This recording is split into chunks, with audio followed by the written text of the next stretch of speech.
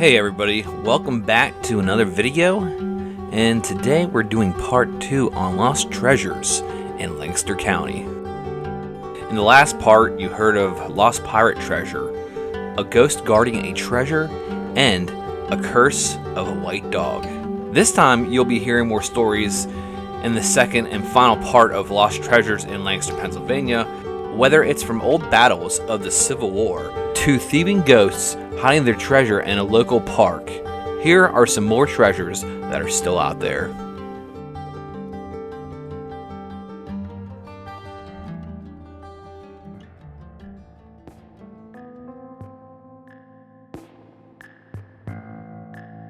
If you find yourself about to go across the Susquehanna River to York County, you might have noticed the little town of Columbia. To the north of that, there's Chickies Rock Park and the Northwest Trail open to the public.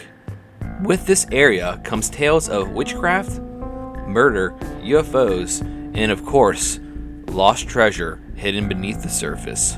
In the middle of the park lies the most well-known structure of the park, Chickies Rock. Like I mentioned before, there are tons of stories revolving around this rock. In this case, the legend has to do with a thieving outlaw that has his name lost to history. Now casted into the darkness of just a legend, this outlaw was said to have very many scores that ended up stacking up his plunder more and more with every mission he had. The last of his missions had him winding up at Chickies Rock, which he thought would be a great place to bury his treasure. Yet he was deceived. Apparently, he was betrayed by someone he was working with and was captured by law enforcement at Chickies Rock. Still, cunning as he was, he buried the treasure in a location only he himself knew and also took to the grave. The trial was said to be quick and ended up in a decision to hang the man for his crimes, keeping his mouth sewn shut even when death creeped closer and closer at the gallows. He died with his secret. Many looked for his treasure after his death with no avail. He placed it in too well of a secret place. Even himself wanted his treasure after his death. German immigrants who had settled nearby whispered of a curse laid by the outlaw. Bound by his greed for treasure, they said that he was still walking the earth as a ghost, lurking in the shadows of Chickies Rock. He guards his treasure for which he is tethered to. The ones that thought they could take the treasure from him ended up seeing things they couldn't explain. There would be occurrences that would scare the daylight out of anybody. When coming up to the treasure, ghostly laughs and howls are heard mocking whoever thinks they can take his treasure. And supposedly, it's still up for grabs today. Question is, can you find it before the ghost of the outlaw finds out you're trying to steal his treasure?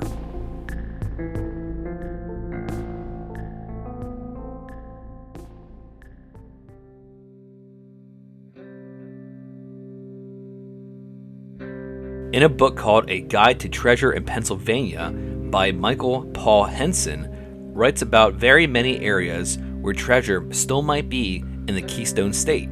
And of course, he has one leading to the county of the Amish. The one here tells about a couple highwaymen coming to Lancaster, holding lots of stolen money while they stayed. It happened around the 1740s. The roads were considered very dangerous due to these thieves pulling townspeople over and stealing whatever they had of value. But what they robbed is still said to be around, so hopefully someone stumbles on the trove of the highwaymen one day.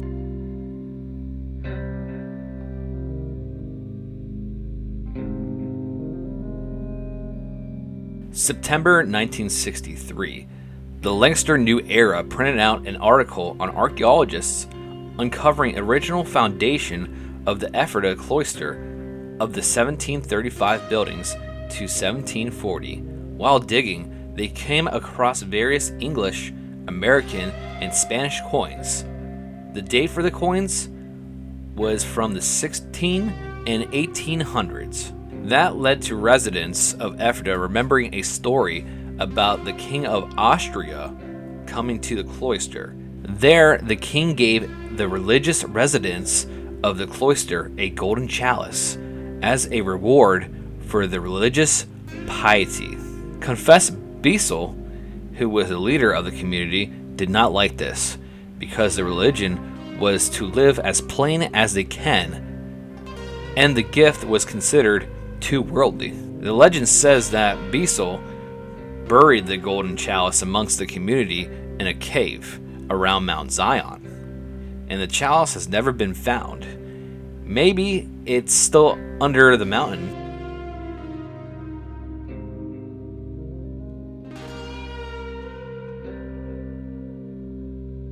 Once again, in the book that we mentioned earlier, and this last story of this video mentions of Civil War splendors. Henson, while researching and writing, believed that there is treasure in the town of Christiana. Christiana was a part of the Civil War and was one of the first to rebel against the Confederacy, and was said to be one of the first battles of the Civil War, according to historians. Back then, it was a big stop on the Underground Railroad, keeping slaves from their old masters. This went on and up through 1850. Then, the fugitive slave law was tested, where slave owners would be able to apprehend slaves who have found their way on the other side of the Mason-Dixon line, which led to an inevitable conflict between ideals in Christiana. It started with Edward Gorsuch, who one day found grain and other items and his slaves missing. Having the law on his side at the time, he went to search for his so-called property to reclaim what is his, which led him to the little town from information from another person leaked that his slaves went there to hide. The hiding slaves, 4 of them in fact, were in William Parker's home. Parker was known for helping with the Underground Railroad. On September 11th, 1851, in the morning, Gorsuch found his way onto Parker's land. In the tenant house, that is where the slaves were hiding. A marshal amongst Gorsuch announced that he had come to reclaim them. The people of the house denied any such slaves were hiding there, but ended up with both sides of the playing field shooting at each other. William Parker's wife, Eliza, blew a horn to send help, and that led to 75 to 100 men showing up to help.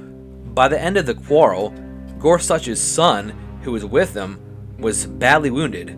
Gorsuch himself, dead. Federal troops were eventually called and came to investigate. 45 Marines showed up to take a look. They then terrorized around 50 citizens in the town. Out of those citizens, 37 of those men were arrested, tried with treason for not obeying the federal law of letting those reclaim their slaves back. Among their defense team was Thaddeus Stevens, who was one of the most well-known abolitionists, stood there to help. 3 months passed of testimony, which ended up with all the jurors coming to the conclusion of the men not being guilty. That sent a message that the fugitive slave law would not work in the North, making distrust to the South and spread throughout the country. So, what does this have to do with treasure? Well, according to the rumors, the slaves took the money from their masters, and while coming to freedom, they hid the money near Christiana underground. And rumors say that if you go there, you'll find coins scattered around if you dig in proper places. And maybe if you look in the right place, you'll find many of them. And that does it for part 2 of Lost Treasures in Lancaster County. I hope you enjoyed the video, and if you haven't yet, click subscribe and the notification buttons to see videos when I post them. And if you could, hit the like button if you like this video, and I'll see you on the next one.